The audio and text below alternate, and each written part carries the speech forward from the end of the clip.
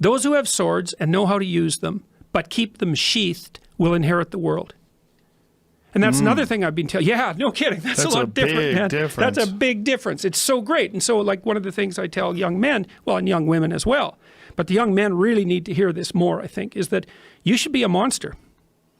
You know, because everyone says, well, you should be harmless, virtuous. You shouldn't do anyone any harm. You should sheath your competitive instinct. You shouldn't try to win.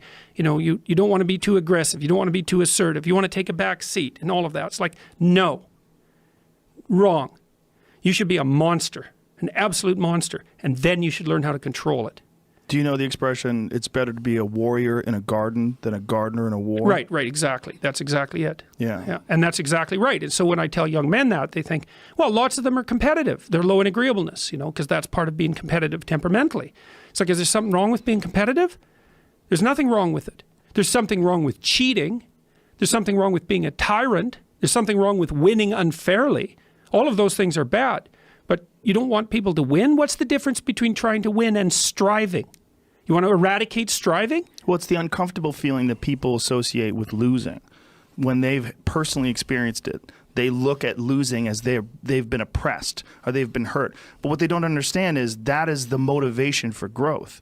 And one of the most beautiful things that I think a young person can get involved in is martial arts, because martial arts teach you that in a way that very few things do. They teach you it in especially jiu-jitsu, because jiu-jitsu is so complex and there's so many possibilities to it that it attracts a lot of really smart people.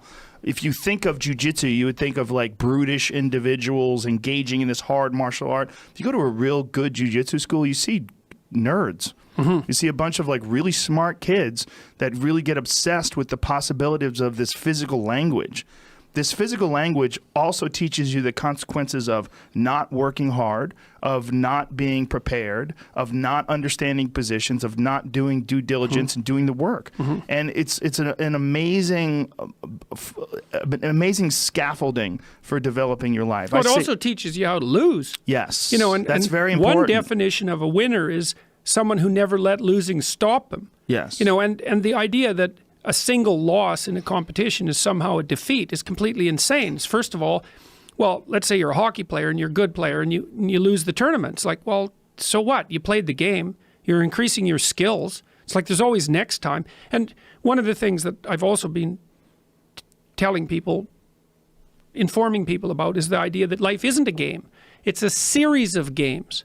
And the right ethic is to be the winner of the series of games. And part of that means you have to learn how to be a good loser, because you're not going to win every single game. But you also have to embrace those losses as learning experiences.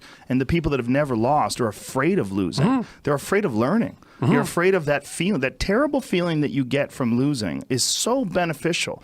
It's aided me in so many ways. Like, it's one of the reasons, and also one of the reasons why I talk so openly about bombing on stage. And I do it with other comedians. I always want to tell people, yeah, I'm an established comedian. I've been a comedian for a long time. Let me tell you about like when I was 2 years in or 5 years in or 4 years ago. Like, let me tell you about some horrible moments on stage where it went wrong. Just so you understand, like, those things took me to another place. Because I realized I don't want to ever feel that feeling again. And so I ramped everything up. And then I went back to work and I went over my notebooks and I went over my recordings and I figured out what I was doing wrong and I tried to improve upon it. But if it wasn't for that horrible, sick feeling, that's the same feeling you get when you get tapped out in jiu-jitsu class.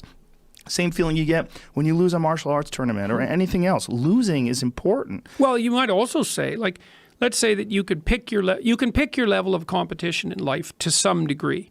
Okay, so let's say you pick a level of competition where you're always winning. It's like, well, all that means is you've picked the wrong level of competition. Yes. Because, you know, like, let's say you're a grandmaster chess player and all you do is play amateurs, and every night you go home and congratulate yourself on what a genius you are because you just stomp these people left, right, and center. It's like, you're not a genius. You're a dimwit. Right. What you should be doing is playing people who are beating you like, well, as much as you can tolerate. Right. So maybe that's 40% of the time. Maybe it's 60% of the time. But that way, because to be a winner, you want to be disciplined. You want to know what you're doing. And then you want to be on the edge where your skills are being developed. And if you're going to be on the edge where your skills are going to be developed, you're at a place where losing is always a possibility. Because otherwise you're not pushing yourself beyond your current capacity.